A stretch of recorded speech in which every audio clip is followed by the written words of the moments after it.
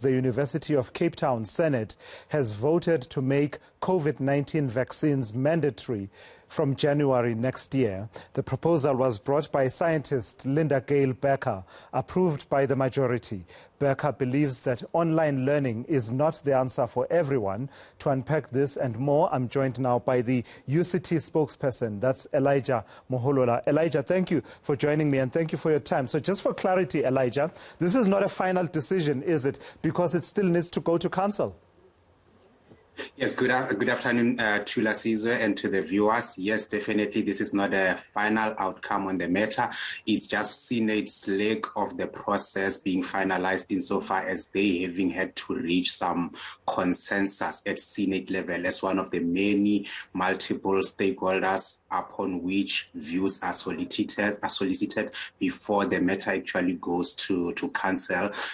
Depending on how it progresses with the rest of the consultation that still have to go on, it might most likely go to council at their next meeting next month, that is in October.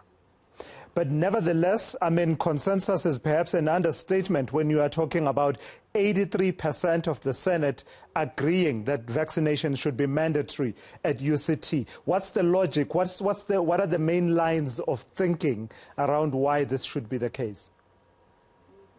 The proposal looked at largely the return, or what actually the opportunity to now, with effect from the 1st of September, to now have a large percentage of our campus community students in particular being eligible for being vaccinated. So the proposal looked at what that might mean insofar as UCT's return to the usual academic year would look like in 2022. So that presents an opportunity in a sense that most of our students will now be eligible to get their jab and will most likely be eligible to be back on campus. And if we are to return to teaching and learning, which has been happening partly remotely and partly on campus, but if we are to return to an element of full teaching and learning on campus, one of the ways that is being looked at is precisely that, having all students vaccinated, especially also in relation to moving into residency spaces as well.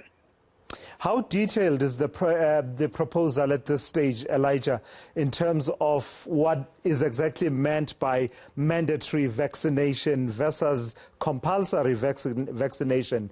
What are some of the things that a person who is vaccinated would be able to do that a person who is not vaccinated, exercising their choice, would not be able to do on campus?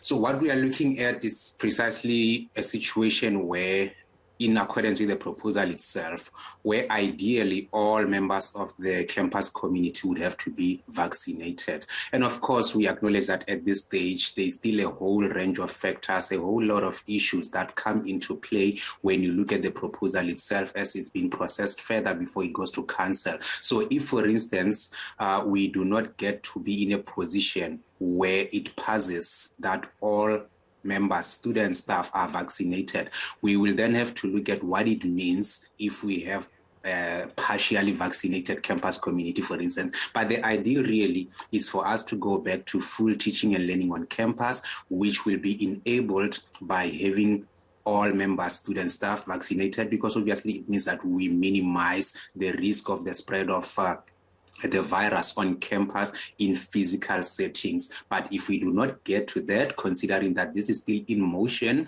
it still has to be processed further, consultations and engagements still have to happen. If we do not get to that, then we will then look exactly what it means to those who, for any reasons whatsoever, wouldn't wish to be vaccinated. If this does not happen, that we go the policy route and everyone is expected to be vaccinated.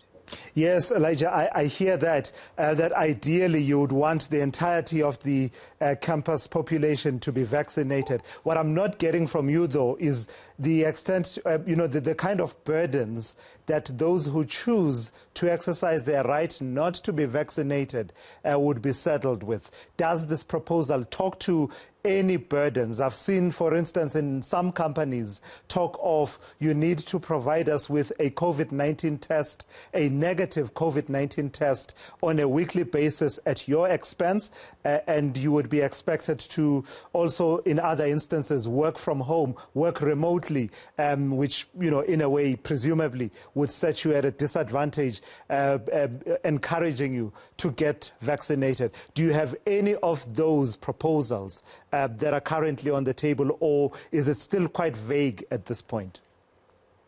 So within the current proposal that went into Senate, it speaks only to being vaccinated as a mandatory requirement. So if you are a student, before you could register, you need to be vaccinated. That's as it stands at the moment. However, we are not saying that is the be-all and the end-all. During the further engagements, it might be that more elements are brought to the fore to say, what does it mean for me if I do not want to be vaccinated and I'm a student and I still want to study at UCT in 2020? Does it mean that basically the door is closed completely? Or does it mean, for instance, I will study remotely completely, or I will access it? So all those specifics will then come into play potentially, depending on how, as the matter progresses before ultimately landing before council, how then the engagements with all the other stakeholders, the student groupings and the staff groupings, how they progress between now and the point at which it goes to council. Are you not worried should this proposal pass? Because you and I always have to refer back to that proviso that it still needs to go to council before it goes any further. Are you not worried, though, that if you are requiring that a person be vaccinated before they even register at UCT, you are laying another hurdle to a situation that's already difficult for many people to access higher education, particularly universities? There's all these elements of fees and all these other issues of access, availability of spaces, etc., residences and other allowances, technology. Now add to that vaccination. When you look at vaccination as it stands, it's not necessarily a barrier as such, because all that it takes is you showing up at a vaccination station. In our case, we even made it easier. We have a vaccination station right on campus at one of our residences. So it's really not an extra barrier in that it comes at no cost. All that it requires is for you to show up, present yourself at the vaccination station, get your jab, and give or take in 15, 20 minutes, 30 minutes to an hour, you are done. So it's not necessarily an extra burden. It's really just a consideration of a matter of choice, a matter of belief, a matter of preference. Those are the things. And of course, a matter of the constitutional test to it.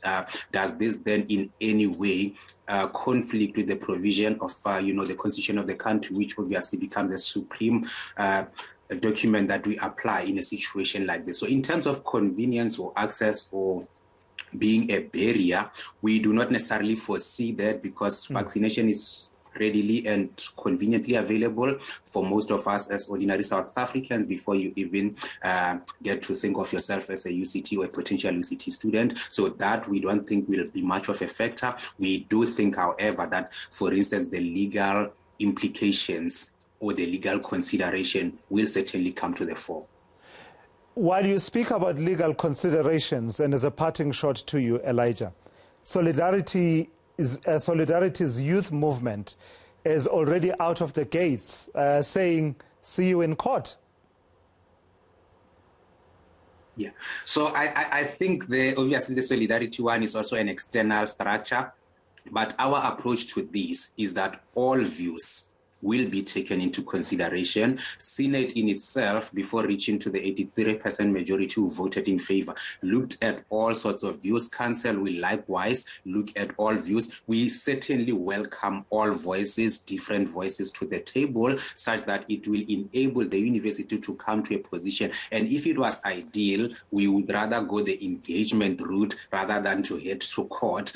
So yeah, if it was really going to be ideal for Solidarity to come to the table and say, these are our concerns and these are the stakeholder groupings that we are representing, I'm sure the university will look at that. One thing for sure, we're not going to be in a position where this is pushed at all costs. If factors indicate strongly that there has to be a pause, the university will certainly look at that, take a pause, reflect, and look at how else can be done differently before arriving on a decision whether vaccination is mandatory or not. So certainly all voices will be looked at, all views will be considered.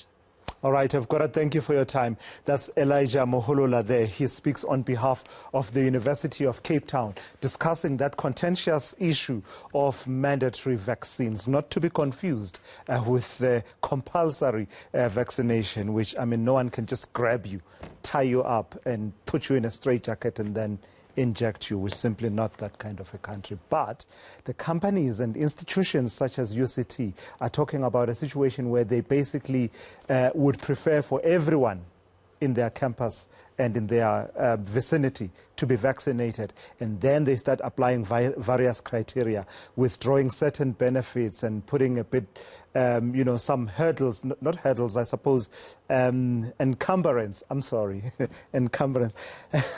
Yeah, you get what I'm saying. Just putting carrot and stick at play to encourage people to get vaccinated. Let's see how the debate goes in the coming months.